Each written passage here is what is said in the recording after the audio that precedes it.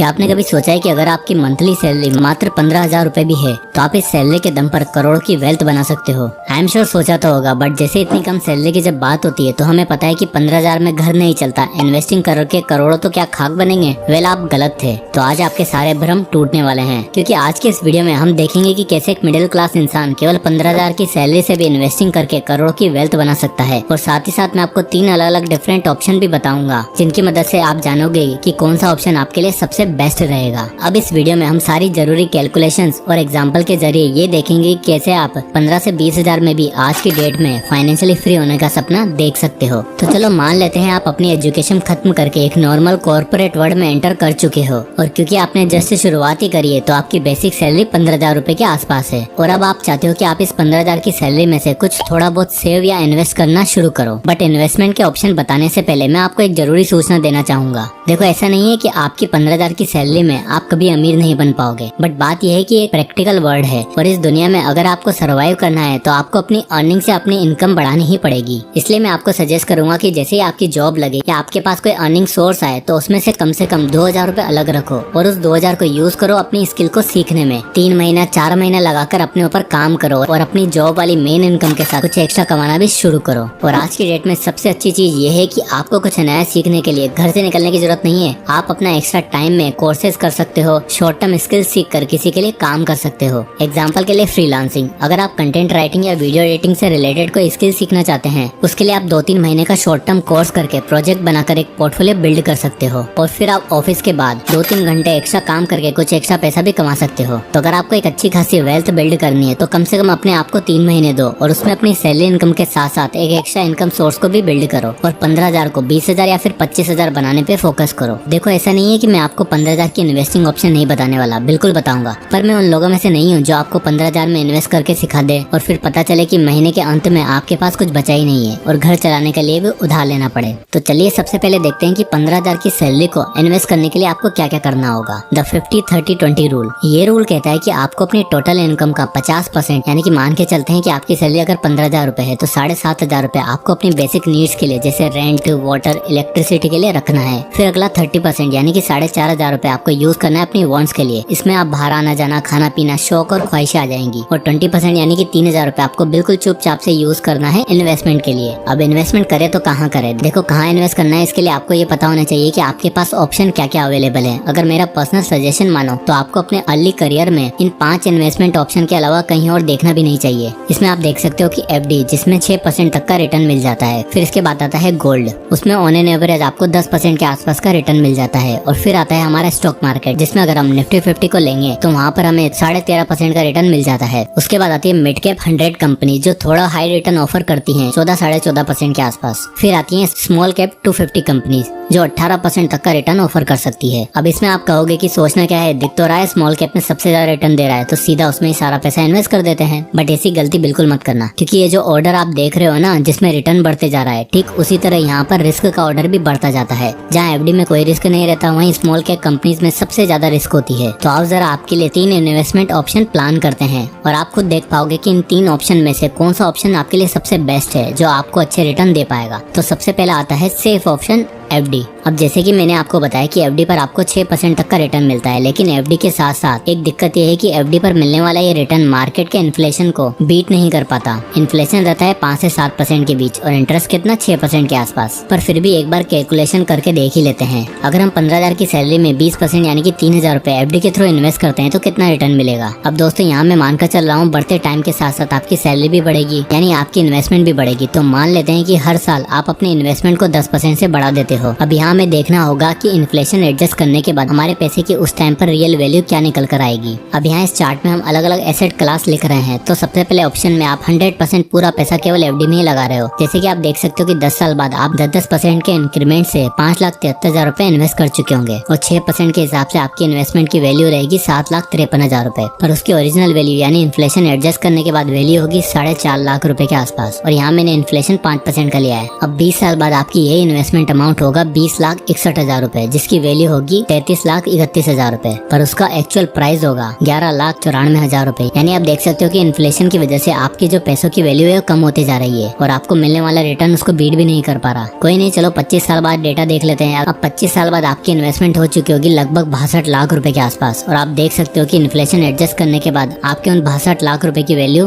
1/3 यानी कि 17 से 18 लाख रुपए रह जाएगी। अब फाइनली 30 साल बाद आप देख सकते हो कि आप टोटल 59 लाख रुपए के आसपास इन्वेस्ट कर चुके होंगे और उसकी वैल्यू हो जाएगी 1 करोड़ 11 लाख रुपए, पर एक्चुअल वैल्यू होगी 23 से 24 लाख रुपए। और 35 साल बाद भी आप देख सकते हो कि इन्फ्लेशन को एडजस्ट करने के बाद आप केवल 32 से 33 लाख रुपए ही कमा पाओगे। देखो एफडी में इन्वेस्ट करना एक सेफ ऑप्शन है, क्योंकि यहाँ पर आपको मार्केट में होने वाला उतार चढ़ाव से कोई फर्क नहीं पड़ता। पर इन्वेस्टमेंट का एक गोल्डन रूल है कि lower the risk lower the return. और 15,000 कमाने वाला इंसान ये कभी नहीं चाहेगा कि इतना इन्वेस्ट करने के बावजूद उसे कुछ न मिले। इसलिए चलते हैं दूसरे ऑप्शन पर, मीडियम रिस्क ऑप्शन। अब एफडी तो हमारी इन्फ्लेशन को बीट नहीं कर पाए, तो चलो चलते हैं अगले ऑप्शन की तरफ, यानी स्टॉक मार्केट की तरफ। अब स्टॉक मार्केट में आपको स्टॉक्स में इन्वेस्ट करने के लिए नहीं कहूंगा, क्योंकि स्टॉक में इन्वेस्टमेंट के लिए आपको काफी टाइम, रिसर्च और कैपिटल चाहिए, जो किसी भी जॉब करते हुए नॉर्मल इंसान के लिए पॉसिबल नहीं है। इसलिए आप इन्वेस्ट कर सकते हो फंड्स में। अब फंड्स में भी हमारे पास ऑप्शन है निफ्टी 50 इंडेक्स फंड, जिसमें देश की टॉप 50 कंपनी आती है और ऑन एन एवरेज यहाँ पर आपको 13.5% का रिटर्न मिल जाता है। और फिर आती है नेक्स्ट 100 मिड कैप कंपनी, जो एक स्टेबल ग्रोथ के साथ आगे बढ़ रही है। अब क्योंकि ये ग्रोइंग कंपनीज है तो इसमें 14 से 15% का रिटर्न आप एक्सपेक्ट कर सकते हो। और एट लास्ट आती है 250 स्मॉल कंपनीज, जो अपनी एक्सट्रीम ग्रोइंग फेज पर है। और क्योंकि ये कंपनीज न्यू होती हैं तो इसमें ग्रोथ अपॉर्चुनिटी भी ज्यादा होती है और इसमें सबसे ज्यादा रिटर्न 18% तक का रिटर्न भी आपको देखने को मिल सकता है। अब अगर हम बात कर रहे हैं मीडियम रिस्क ऑप्शन की, तो भाई मैं अपना सारा पैसा स्मॉल कैप कंपनीज में कभी नहीं डालना चाहूंगा, बल्कि एक स्ट्रेटेजी से इन तीनों टाइप के फंड में इन्वेस्ट करूंगा। आप देख सकते हो कि आप अपने 3,000 रुपए को 70-20-10 के रेशो में इन तीनों टाइप के फंड में इन्वेस्ट कर सकते हो, जिसमें निफ्टी 50 में आपने डाला 2,100, मिड कैप में डाला 600 रुपए और स्मॉल कैप में डाला 300 रुपए। अब इससे हुआ क्या कि आपका जो एवरेज रिटर्न है वो हो गया 14% का। तो आइए इस रेट ऑफ रिटर्न के हिसाब से आपकी फ्यूचर वैल्यू कितनी होती है इन्फ्लेशन के साथ। तो 10 साल में आप देख सकते हो कि आपकी इन्वेस्टमेंट 11,31,000 रुपए हो चुकी है और इन्फ्लेशन को एडजस्ट करने के बाद आपको मिलेंगे 6,77,000 रुपए। 20 साल बाद आप टोटल इन्वेस्ट कर चुके होंगे 20,62,000 रुपए और 14% के रिटर्न से फ्यूचर वैल्यू होगी लगभग 75 लाख रुपए और उसकी असली वैल्यू आफ्टर इन्फ्लेशन होगी 27 लाख रुपए। अगर आप यही पैटर्न 25 साल तक फॉलो करते हो तो आपको मात्र 35 लाख की इन्वेस्टमेंट पर ही मिलेंगे 1 करोड़ 70 लाख रुपए। देखो एफडी में तो 1 करोड़ 30 साल के बाद मिले, लेकिन यहाँ 25 साल में ही आपने 1 करोड़ 70 लाख की वेल्थ बना ली है। अगर आप यही चीज 30 सालों तक कंटिन्यू रखते हो तो आपकी इन्वेस्टमेंट 3 करोड़ 82 लाख तक पहुंच जाएगी, जिसमें आपका एक्चुअल अमाउंट होगा 82 लाख रुपए। और इन्फ्लेशन को एडजस्ट करने के बाद आप फाइनली 35 साल बाद जब आप 97 लाख रुपए इन्वेस्ट कर चुके होंगे तो आपकी फ्यूचर वैल्यू होगी 8 करोड़ 25 लाख रुपए। उस पर मिलने वाला एक्चुअल अमाउंट इन्फ्लेशन काट के भी होगा 1 करोड़ 30 लाख रुपए। अब इन दोनों ही ऑप्शन में आपने एक चीज नोटिस करी होगी, जब हम एफडी में इन्वेस्ट कर रहे थे तब हमें मिलने वाला जो एक्चुअल प्राइस था हमारे इन्वेस्टमेंट अमाउंट से भी काफी कम था। यानी 30 साल तक हमने इन्वेस्ट किया था 60 लाख रुपए और एक्चुअल अमाउंट मिला 24 लाख रुपए। पर ऑप्शन 2 में यानी मीडियम रिस्क ऑप्शन में हमें हर बार अपनी इन्वेस्टमेंट से ज्यादा अमाउंट मिला, 20 का 27, 37 का 47 और 60 का 80। अब ऐसा इसलिए क्योंकि एफडी वाले ऑप्शन हमारी 5% वाले इन्फ्लेशन को बीट नहीं कर पा रहा था, उल्टा हमारी वेल्थ को डी वैल्यू करता चला जा रहा था। तो भैया जो लोग सोच के बैठे हैं कि सेविंग अकाउंट और एफडी हमारे लिए सबसे बड़ी और सही इन्वेस्टमेंट है, तो देख लो आपका पैसे के साथ क्या हो सकता है।